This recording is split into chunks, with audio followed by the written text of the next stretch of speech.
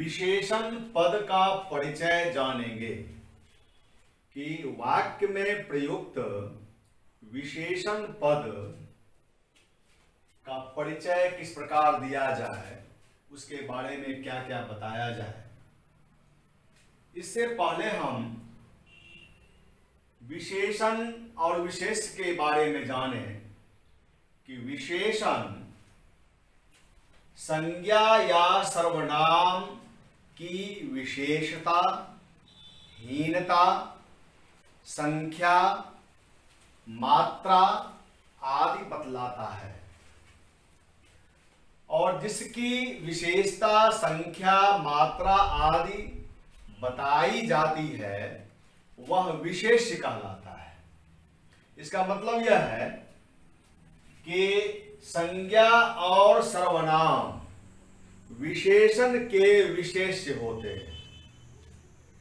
दूसरी बात यह कि विशेषण पद का प्रयोग जब होता है तब उस संज्ञा का क्षेत्र सीमित हो जाता है, छोटा पड़ जाता है। जैसे गाय कहने से गाय की जाति बहुत बड़ी है, विस्तृत है, लेकिन ज्यों ही काली गाय कहा जाए त्यों ही उसका क्षेत्र छोटा पड़ जाएगा। विशेषण का लिंग, वचन और पुरुष हमेशा विशेष्य पर ही निर्भर करता है, अर्थात जैसा विशेष्य होगा विशेषण का रूप भी वैसा ही होगा। हम जानते हैं कि विशेषण के 4 प्रकार होते हैं। गुणवाचक, जिसमें रूप, गुण, दोष, दशा, दिशा, स्वाद आदि की बात की जाती है। दूसरा भेद है संख्यावाचक। संख्यावाचक विशेषण अपने विशेष्य की पूर्ण, अपूर्ण, निश्चित या अनिश्चित संख्या का बोध कराता है। ठीक वैसे ही परिमाणवाचक विशेषण यह अपने विशेष की निश्चित या अनिश्चित मात्रा का बोधक होता है। और एक बात ध्यान में रहनी चाहिए कि परिमाणवाचक विशेषण का विशेष एकमात्र द्रव्यवाचक संज्ञा है और कोई संज्ञा नहीं है, कोई सर्वनाम नहीं है। एकमात्र इसका विशेष्य द्रव्यवाचक संज्ञा ही है। चौथा भेद है सार्वनामिक विशेषण। सार्वनामिक विशेषण जो सर्वनाम से बना है, तो सर्वनाम का मौलिक या यौगिक रूप जब किसी संज्ञा के पहले आकर उस संज्ञा के क्षेत्र को छोटा कर दे, सीमित कर दे, तब वह सर्वनाम न रहकर सार्वनामिक विशेषण बन जाता है। अब देखिए कि विशेषण पद का परिचय देने के लिए हमें क्या क्या करना चाहिए। विशेषण पद का प्रकार बताना चाहिए, उस विशेषण का विशेष पद कौन सा है उसे दर्शाना चाहिए, विशेषण का लिंग, वचन, पुरुष बताना चाहिए। ध्यान रखें कि विशेषण पद का कारक नहीं बताया जाता है। इसके बाद विशेषण पद का प्रयोग वाक्य के किस अंग के तहत हुआ है, तो इसमें भी आपको जान लेना चाहिए कि विशेषण पद उद्देश्य या विधेय कभी नहीं होता है। तो फिर क्या होगा, या तो उद्देश्य का पूरक होगा या विधेय का पूरक होगा। उद्देश्य या विधेय वह कभी नहीं होगा। अब हम कुछ उदाहरणों पर गौर करते हैं। पहला है, तीसरी बार फिर से नया चश्मा था। अब देखिए इसका परिचय हमें देना है। पहला जो रेखांकित पद है नया, अब देखिए नया क्या है, चश्मे का यह गुण है। इसका मतलब यह गुणवाचक विशेषण है, गुणवाचक विशेषण है जिसका विशेष्य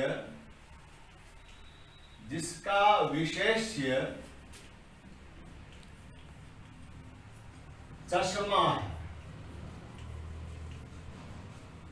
चश्मा है। देखिए इसका प्रकार हो गया और इसका विशेष पद कौन सा है वह भी हो गया। अब देखिए इसमें चश्मा था, स्पष्ट है चश्मा पुल्लिंग है, तो इसका मतलब, और नया का रूप भी देख रहे हैं आप कि आकारांत है। अगर यह स्त्रीलिंग रूप होता तो नहीं होता, लेकिन नया लिखा हुआ है और चश्मा था, क्रियापद से स्पष्ट है कि चश्मा पुल्लिंग है। और यहां नया भी, इसे भी पुल्लिंग माना जाएगा। यह पुल्लिंग एक वचन, और चूंकि चश्मा संज्ञा है और सारी संज्ञाएं अन्य पुरुष में होती है, इसलिए हम लिखेंगे यह पुल्लिंग एक वचन अन्य पुरुष है, अन्य पुरुष है। कारक तो इसका बताना ही नहीं है। वाक्य के अंग में हम देख रहे हैं यह क्या है, तो देखते हैं चश्मा था, चश्मा था यानी था जो है वह क्रियापद है और यह कर्ता पद है, तो इसके पूर्व के ये सारे पद क्या हो जाएंगे, उद्देश्य का पूरक या उद्देश्य का विस्तार। यह उद्देश्य का पूरक पद या विस्तार है। दूसरा उदाहरण, प्रत्येक मनुष्य को 8 लीटर पानी पीना चाहिए। यहां प्रत्येक लिखा हुआ है। प्रत्येक जो है यह मनुष्य की संख्या का द्योतक है। इसका मतलब यह कि प्रत्येक संख्यावाची विशेषण है और यह निश्चितता का बोध है, निश्चित संख्या है। लिखेंगे यह निश्चित संख्यावाची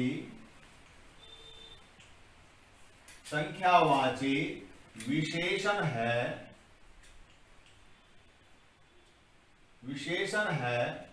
जिसका विशेष्य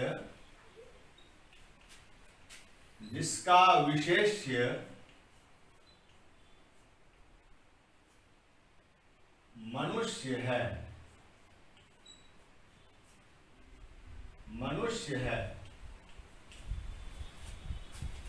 फिर हम देख रहे हैं कि मनुष्य, प्रत्येक मनुष्य यानी हर एक मनुष्य, एक मनुष्य की बात की जा रही है, यानी यह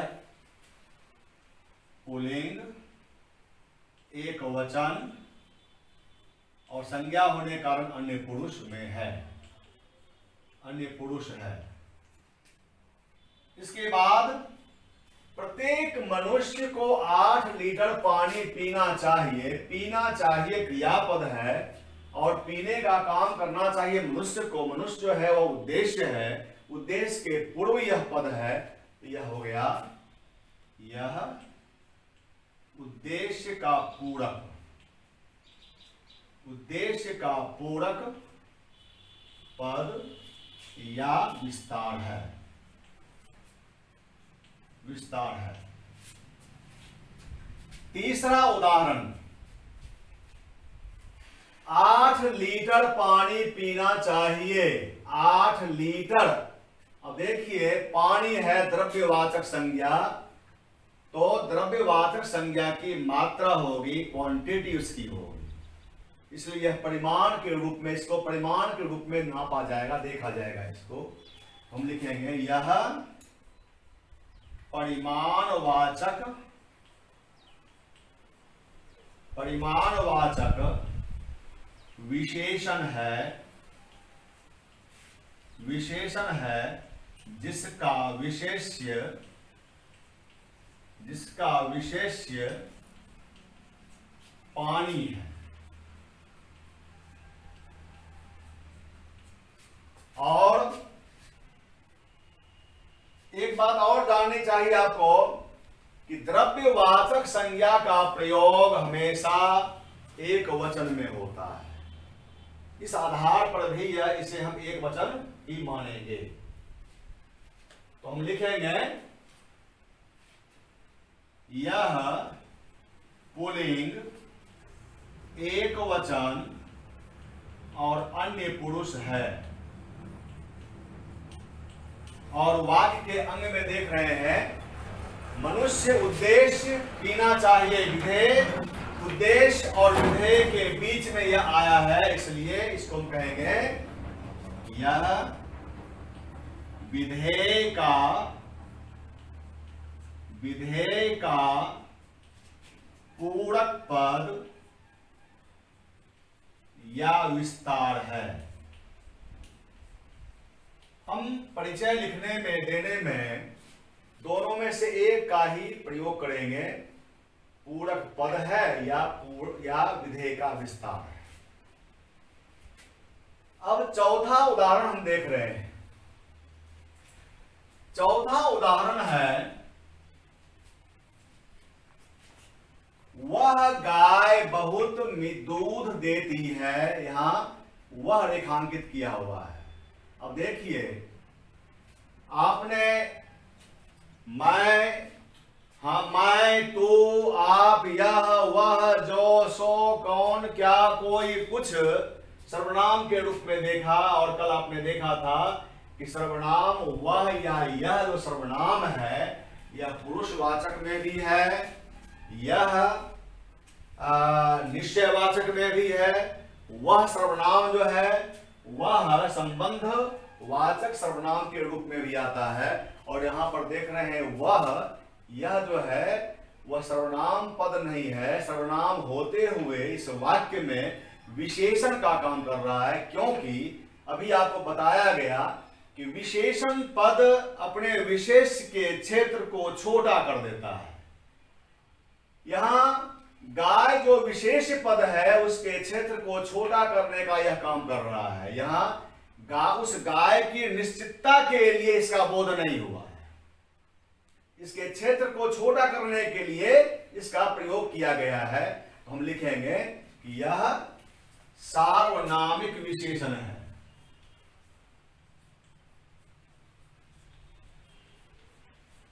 यह सार्वनामिक विशेषण है जिसका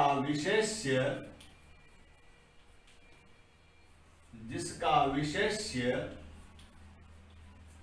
गाय है। अब देखिए, गाय है स्त्रीलिंग तो यह भी स्त्रीलिंग, गाय है एक वचन तो यह भी एक वचन, गाय है अन्य पुरुष में तो यह भी अन्य पुरुष में। और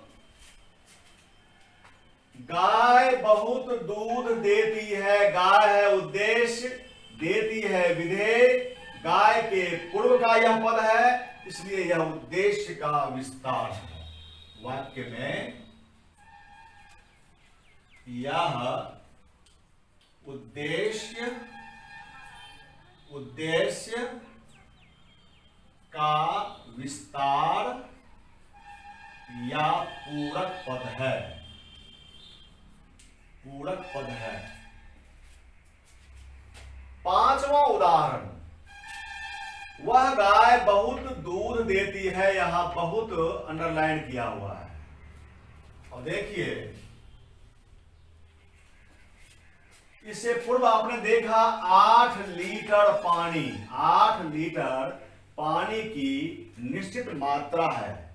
और यहां बहुत जो है वह दूध की मात्रा है, लेकिन निश्चित नहीं है, अनिश्चित है। हम लिखेंगे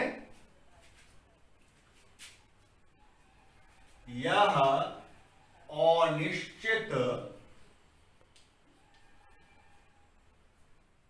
परिमाण वाचक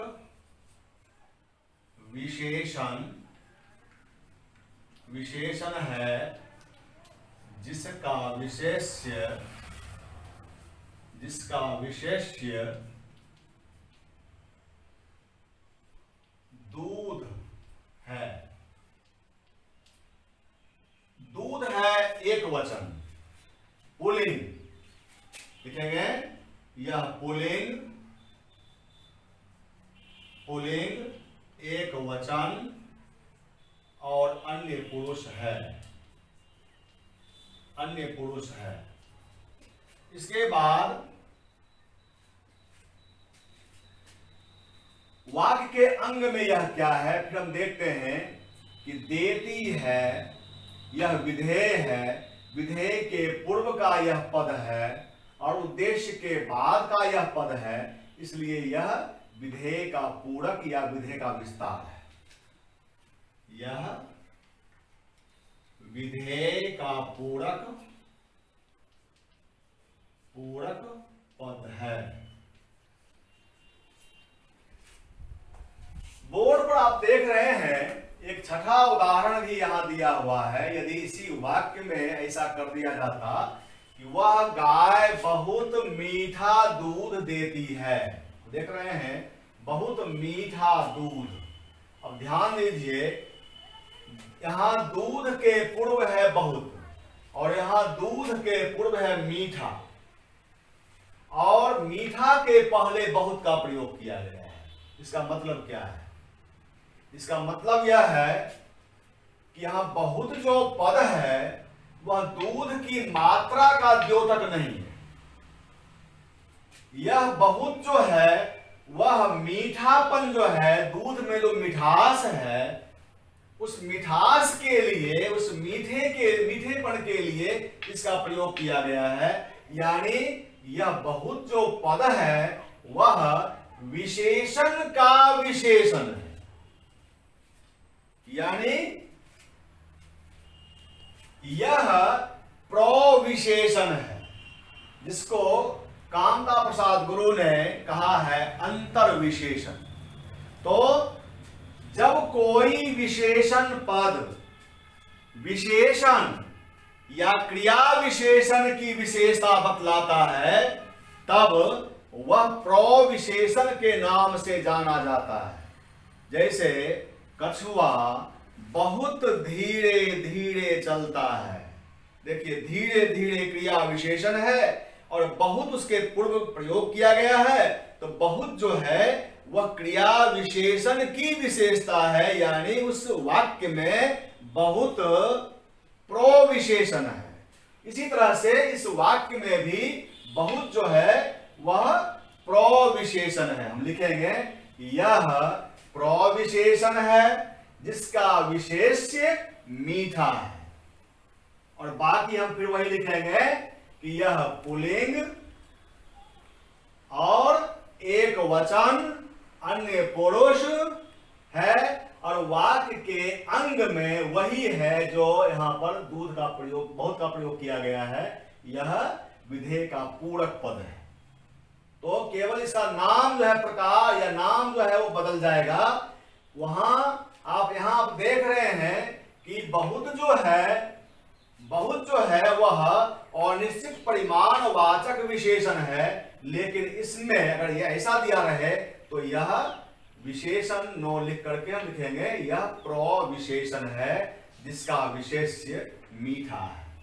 तो इस तरह से आज हमने विशेषण पद का परिचय देखा, और दूसरे दिन हम क्रिया पद का परिचय देखेंगे। धन्यवाद।